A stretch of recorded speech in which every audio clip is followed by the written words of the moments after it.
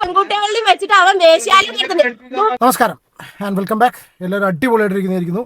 നോക്കൂ, ഷാജിയാണ് ടോപ്പിക്ക്. എൻ്റെ ചാനൽ കാണുന്നവർക്ക് അറിയാം, ഞാൻ ഷാജിദയെ വെച്ചിട്ട് അല്ലെങ്കിൽ അവരുടെ ടോപ്പിക്ക് റിലേറ്റഡ് ആയിട്ട് കുറച്ച് കാലം മുന്നേ ഒരു 1-2-3 വീഡിയോസ് ചെയ്തിട്ടുള്ളൂ.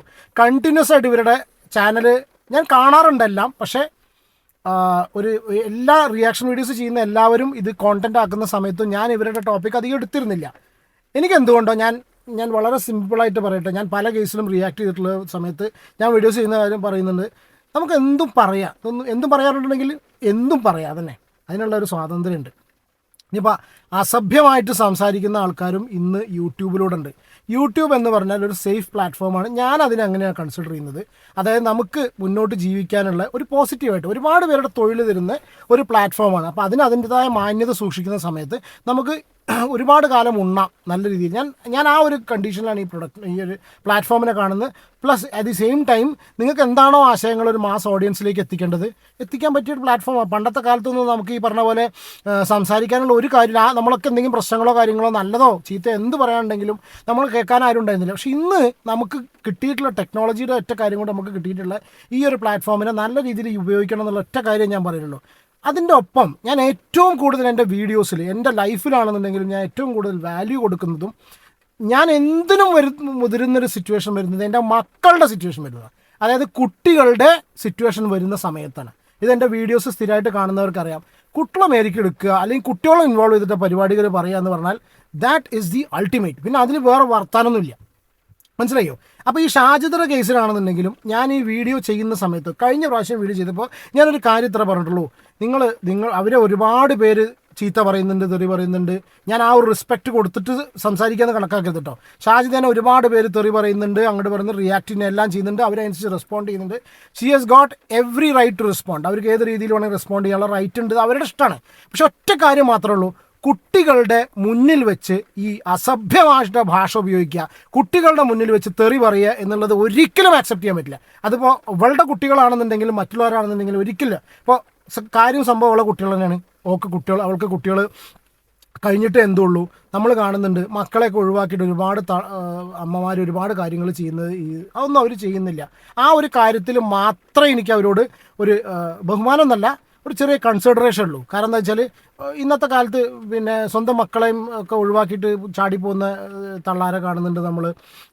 മക്കളെ പലതും ചെയ്യുന്ന അമ്മമാരെ കാണുന്നുണ്ട്. ഇങ്ങനത്തെ പലതും സംഭവം കാണുന്നതിൻ്റെ ഇടയിൽ കൂടി എന്തൊക്കെയാണെങ്കിലും എന്താണ് അവരുടെ പേഴ്സണൽ ലൈഫ് നമുക്കറിയില്ല. അവരിപ്പോൾ നമ്മൾ ഇതിലൂടെ കാണുന്നത് എന്തൊക്കെയാണെന്നുണ്ടെങ്കിലും അവരവരെ മക്കളെ നോക്കുന്നുണ്ടല്ലോ, ആ കുട്ടികൾ ഹാപ്പിയാണല്ലോ. ഈ ഒരു സിറ്റുവേഷനിലാണ് ഞാൻ ആദ്യം പറഞ്ഞിരുന്നത്.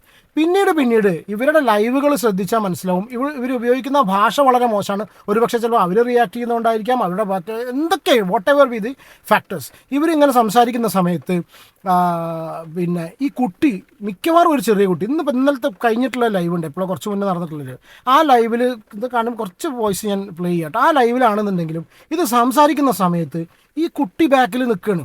ഇത് കണ്ടിട്ടാണ് ഇപ്പോൾ നമ്മൾ സ്വാഭാവികമായിട്ട് വരില്ലേ, നമ്മുടെ വീട്ടിൽ എന്താ പഠിപ്പിച്ചെടുക്കുന്നത്, അതാണ് കുട്ടികൾ അനുകരിക്കാതൊക്കെ. നാളെ ഈ കുട്ടികൾ സമൂഹത്തിലേക്ക് 5 മക്കളോ 4 മക്കളൊക്കെയാണ്.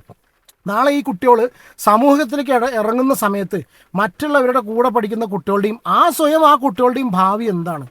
അപ്പം മക്കളെ സ്നേഹിച്ചുകൊണ്ട് അല്ലെങ്കിൽ മക്കളെ ഇഷ്ടപ്പെട്ടുകൊണ്ട് അവർക്ക് വേണ്ടി ജീവിക്കുക എന്ന് പറയുന്ന ഈ സ്ത്രീ എത്രത്തോളം ദ്രോഹമാണ് അവരുടെ മക്കൾക്ക് ചെയ്യുന്നത് എന്നുള്ളത് എനിക്ക് തോന്നുന്നില്ല അവർക്ക് മനസ്സിലാവുന്നത്. കാരണം വെച്ചാൽ അവർ സ്വബോധം എന്ന് പറഞ്ഞാൽ എന്താ പറയുക, അവർക്ക് എന്തോ മാനസിക പ്രോബ്ലം ഉള്ള പോലെ തോന്നുന്നുണ്ട്. എനിക്കെന്തോ എൻ്റെ സോഷ്യൽ മീഡിയയിലൂടെ ഇവർ കൊണ്ടുവന്നിടണതാണ്.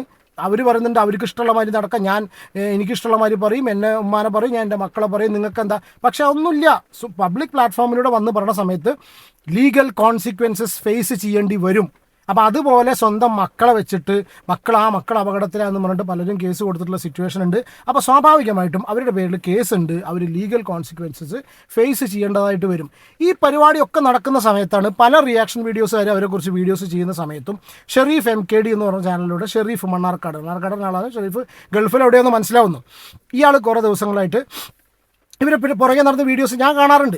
വളരെ സർക്കാസ്റ്റിക് രൂപേണ സംസാരിക്കുന്ന ഒരു വ്യക്തിയാണ്. മറ്റുള്ള വ്യക്തിക്ക് സ്വാഭാവികമായിട്ട് ഭ്രാന്ത് പിടിക്കുന്ന രീതിയിലാണ് ഷെരീഫിൻ്റെ സംസാരം. ഭ്രാന്ത് പിടിക്കാൻ പ്രൊവോക്ഡ് ആയി പോകും സ്വാഭാവികമായിട്ടും. അപ്പോൾ പ്രൊവോക്ഡ് ആയി പോകുന്ന സമയത്ത് ഏത് രീതിയിലാണ് ഈ വ്യക്തികൾ റിട്ടാലിയേറ്റ് ചെയ്യുക, ഈ വ്യക്തികൾ തിരിച്ച് സംസാരിക്കുക എന്നുള്ളത് അത് അവരുടെ സംസ്കാരവും അവരുടെ അപ്പോഴത്തെ സിറ്റുവേഷൻ അനുസരിച്ചിരിക്കും. അപ്പോൾ ഷാജി എന്ന് പറഞ്ഞിട്ട് അവരുടെ ഭാഗത്തുനിന്ന് ഇതേ പ്രതീക്ഷിക്കാനുള്ളൂ. കാരണം അവർ ഈ വീട്ടിൽ കയറി ചെല്ലുക, അതുപോലുള്ള പരിപാടികളും കാര്യങ്ങളും. കാരണം വെച്ചാൽ ഇവർ തമ്മിലൊരു കോൺവെർസേഷൻ ഉണ്ടായ സമയത്ത് ഇവർ തമ്മിലുള്ള ഞാൻ അങ്ങോട്ട് വന്ന എൻ്റെ അടുത്തേക്ക് വരുന്ന പറഞ്ഞ സമയത്ത് ഷെരീഫ് വളരെ ക്ലിയർ ആയിട്ട് പറഞ്ഞു, നീ ഇങ്ങോട്ട് വാ എന്ന് പറഞ്ഞിട്ട് അഡ്രസ്സ് കൊടുക്കുന്നു. അതായത് വിളിച്ചു വരുത്തുന്ന രീതിയിലുള്ള ഒരു സിറ്റുവേഷനാണ് ഷെരീഫ് സംസാരിക്കുന്നത്. അപ്പോൾ സ്വാഭാവികമായിട്ടും ഷാജിദ പോയി. പക്ഷെ പോകുന്ന സമയത്ത് അവരുടെ ഏറ്റവും വലിയ ആയുധം എന്ന് അവർ വിചാരിക്കുന്നത്, ഇത് തിരിച്ചു കുത്താൻ അധികം സമയം വേണ്ട, അതിൻ്റെ ആ സമയം ഏകദേശം ആയി തുടങ്ങിയിട്ടുണ്ട്. അപ്പോൾ അവരുടെ ആയുധം എന്ന് വിചാരിക്കുന്നത് സോഷ്യൽ മീഡിയ ആണ്. അപ്പോൾ ഞാൻ പറഞ്ഞത് നല്ല രീതിയിലൊക്കെ ഉപയോഗിക്കും. അപ്പോൾ അവർ ഈ വീഡിയോ കൊണ്ട് നേരെ കയറി ചെല്ലുന്ന സമയത്ത് ഓൾറെഡി നിങ്ങൾ അവിടേക്ക് ചെല്ലുമ്പോൾ നിങ്ങളുടെ കുട്ടികളുടെ മുന്നിൽ വെച്ചിട്ട് ഒരിക്കലും അത് പബ്ലിക് മീഡിയ പ്ലാറ്റ്ഫോം. ഞാൻ ചിന്തിക്കുന്ന കേസ് എന്താ അറിയോ, നമ്മൾ പല കേസിലും കുട്ടികൾ റിലേറ്റഡ് ആയിട്ടുള്ള എന്തെങ്കിലും ചെറിയൊരു കോണ്ടന്റ് ചെയ്താൽ പോലും പീനലൈസ് ചെയ്യുന്ന യൂട്യൂബ് എന്തുകൊണ്ടാണ് ആരും ഇത് റിപ്പോർട്ട് അടിക്കാതെയും ഇത് ടോളറേറ്റ് ചെയ്ത് പോകുന്നു എന്ന് എൻ്റെ ഒരു ചോദ്യം അതാണ്.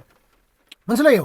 യൂട്യൂബിൽ ഇങ്ങനെയുള്ള കണ്ട പരിപാടികളും കാര്യങ്ങളും ഒന്നും നടക്കില്ല, കാരണം പണി കിട്ടും. അപ്പോൾ ഈ ഒരു സിറ്റുവേഷനിൽ പിന്നെ ആരും ഒന്നും ഇതിനെക്കുറിച്ച് സംസാരിക്കാതെയും ആരും ഒന്നും ഇതിനെക്കുറിച്ച് സംസാരിക്കാതിരിക്കുന്നതും ഇതുപോലുള്ള കാര്യങ്ങൾ റിപ്പോർട്ട് അടിച്ച് ഇവരെ ഇനി ഇതുപോലെ കാര്യങ്ങൾ ചെയ്യാൻ വേണ്ടിയിട്ട് ഇവർക്ക് യൂട്യൂബിൻ്റെ പ്ലാറ്റ്ഫോം ഉണ്ടാവരുത് എന്നുള്ള രീതിയിൽ ആരും എന്താ ചെയ്യാത്ത എനിക്ക് മനസ്സിലാവുന്നില്ല.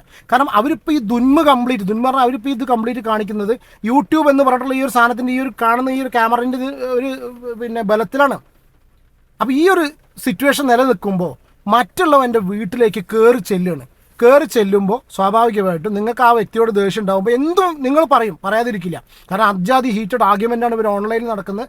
അപ്പോൾ നീ ധൈര്യം ഉണ്ടെങ്കിൽ ഇങ്ങോട്ട് വാ എന്ന് പറഞ്ഞിട്ട് വിളിക്കുമ്പോൾ സ്വാഭാവികമായിട്ടും ഇവരോട് കയറി ചെല്ലുന്നത് 100% ഷുവറാണ്.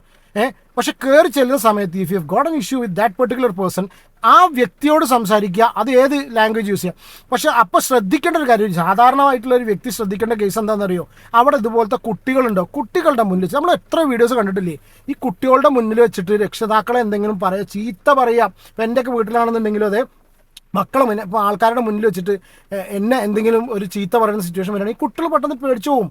കാരണം എല്ലാ മക്കളും ഇവരുടെ മക്കൾ വളരുന്ന പോലെ സോറി ഫോർ ദിസ് ചന്ത സംസ്കാരത്തിലല്ല വളർന്നുകൊണ്ടിരിക്കുന്നത്. ചന്തയിൽ മക്കളായിട്ട് വളർന്നുകൊണ്ടിരിക്കുകയല്ല അവർ. അത്യാവശ്യം നല്ല ആ വീട്ടിലെ സിറ്റുവേഷൻ കണ്ടാൽ തന്നെ അറിയാം. ഇവൻ റിയാക്ഷൻ വീഡിയോസ് ചെയ്യുന്നുണ്ട്, ഇവൻ ആരുടെയും സ്വകാര്യതയിൽ ഇതാക്കിയിട്ടില്ല. അവൻ സോഷ്യൽ മീഡിയയിൽ എന്ത് വരുന്നു ആ കാര്യങ്ങൾക്ക് റിയാക്ട് ചെയ്യുന്നുണ്ട്.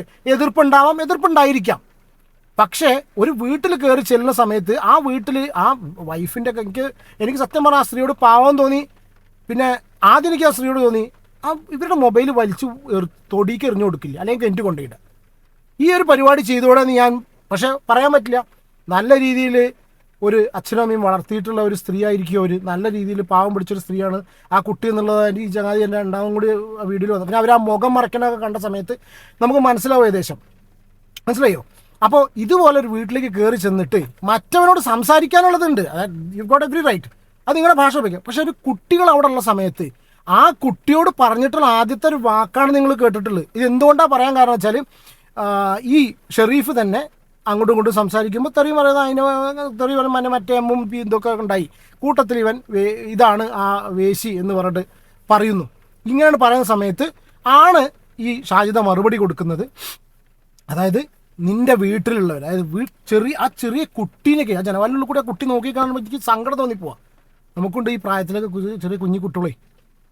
അപ്പോൾ കുട്ടികൾ എല്ലാ മക്കളും ഇവിടെ എന്താ പറയുക, വീട്ടിലെ മക്കൾ വളരുന്ന മാതിരിയാണോ, അങ്ങനെയാണോ വളർത്തുന്നത്? ഞാൻ ആ ഒരു വോയിസ് നിങ്ങൾ ജസ്റ്റ് ഒന്ന് കേൾക്കൂട്ടോ, ഞാൻ ആ പറഞ്ഞിട്ടുള്ള വാചകം. രണ്ട് പെൺകുട്ടികളെയും വെച്ചിട്ട് അവൻ ചെറിയ കുട്ടീനെയാണ് പറയുന്നത്. ഇത് പോക്സോ ആണ്. ഇപ്പോൾ ഇന്നലെ ഈ സംഭവം നടന്നിട്ട് ഇന്നിപ്പോൾ അതിന് ശേഷം ലൈവിൽ വന്ന് കുറയ്ക്കുന്നുണ്ട്. തലയ്ക്ക് യാതൊരു വെളിവില്ല എന്നുള്ളത് ഏകദേശം മനസ്സിലാവുന്നുണ്ട്. കാരണം വെച്ചാൽ ഇത്രയൊക്കെ സംഭവം ഉണ്ടായി കഴിഞ്ഞിട്ടും ഒന്നുകിൽ അവരെ ആരോ വളരെ ക്ലിയർ ആയിട്ട് ഞാൻ പറയുന്നു, ബിഗ് ബോസിലേക്ക് പോകാനുള്ള പരിപാടി ഉണ്ടോ? ഞാൻ എൻ്റെ വ്യൂവേഴ്സിനെല്ലാവരോടും പറഞ്ഞതായിരുന്നു വെച്ചാൽ ബിഗ് ബോസ് എന്ന് പറഞ്ഞൊരു ഷോ പല ആൾക്കാരെ കൊണ്ടും പല കാര്യങ്ങളും ചെയ്യിപ്പിക്കുന്നുണ്ട്. ബിഗ് ബോസിലേക്കൊക്കെ നമ്മൾ പോയി കഴിഞ്ഞാൽ സീരിയസ്ലി കാണുന്നവൻ്റെയും റിവ്യൂ ചെയ്യുന്നവൻ്റെയും തല തെറിക്കുന്നുള്ള 100% ഉറപ്പാണ്. ഭ്രാന്ത് പിടിച്ച് തല തല്ലി ഇതാവുന്നുണ്ട്. പക്ഷേ ബിഗ് ബോസിനെ സംബന്ധിച്ച് ആ ഷോയ്ക്ക് ഉള്ള എന്ത് വന്നാലും ഒരു മുതൽക്കൂട്ടായിരിക്കും, അസറ്റായിരിക്കും. കാരണം വെച്ചാൽ ആ ഷോ ഡെഫിനറ്റ്ലി റേറ്റിംഗ് ഉയരുന്നുള്ള 100% ഷുവറാണ്. കാരണം ഈ ജാതി വർത്താനങ്ങൾ, പക്ഷേ അസഭ്യമൊക്കെ പറയാതിരിക്കാൻ പറ്റുമെന്നറിയില്ല. അസഭ്യം പറയാതെ ഇവളുടെ രീതിയിലുള്ള സംസാരിച്ചു കഴിഞ്ഞാൽ ബിഗ് ബോസിന് വേണ്ടത്, ബിഗ് ബോസ് എന്ന ഷോയ്ക്ക് വേണ്ടത് ആ ഒരു കോണ്ടന്റാണ്. ഒരു കാര്യം കൂടി കാണിച്ചു കേട്ടോ, എന്താണ് ഇവൾ അവിടെ ചെന്ന് പറഞ്ഞിട്ടുള്ളത്, എന്തുകൊണ്ടാണ് ഞാൻ ഈ ഒരു വീഡിയോ ചെയ്യാൻ കാരണം. മോന് പെണ്ണുങ്ങളുടെ എല്ലാവരും അതാ കെട്ടിയോള് നല്ല വേശി ഇവിടെ നേരെ വേശ്യാലയം നടത്തുന്നുണ്ട്. കെട്ടിയോള് ഇവന്റെ വേശ്യ കെട്ടിയോളും കുട്ടികളും രണ്ട് പെൺകുട്ടികളെയും വെച്ചിട്ട് അവൻ വേശ്യാലയം നടത്തുന്നുണ്ട്. ദുബായില് എന്നെ വെച്ച് റീച്ച് ഉണ്ടാക്കിയെന്ന് പറയുന്നത് ഇപ്പൊ കെട്ടിയോളെ വെച്ച് റീച്ച് ഉണ്ടാക്കുക. നീ കണ്ട നിന്റെ മുണ്ട് പൊക്കുക അപ്പൊ നല്ല കാണാം. നിക്കണോ അവളെ വേശി അവളുണ്ടാക്കുക. ദുബായി പോയാൽ നീ കടി തീർക്കാൻ അവളാണ് കയറ്റുന്നത്, ഞാനല്ല കേട്ടാ.